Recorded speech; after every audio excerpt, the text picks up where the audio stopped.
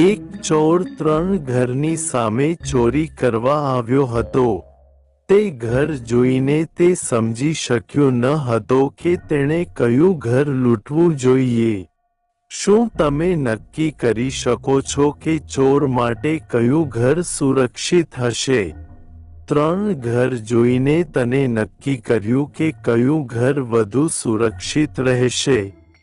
ઘર સી ની લાઇટ ચાલુ છે અને ઘર બી માં પાર્ટી ચાલી રહી છે, તેથી ઘર અ તેની લાઇટ બંધ હોવાથી તે ઘર શ્રેષ્ઠ વિકલ્પ છે।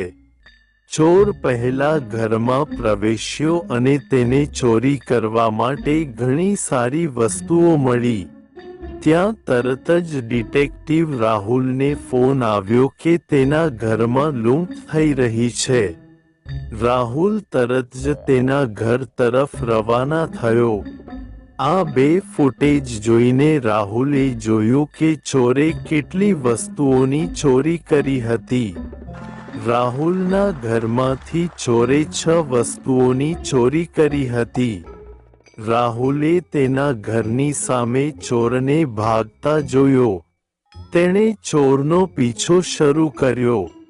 થોડી વાર ભાગતા ભાગતા રાહુલ 3 રસ્તા સામે આવ્યો। શું રાહુલને ખબર પડશે કે તે ક્યાં રસ્તે ગયો હશે?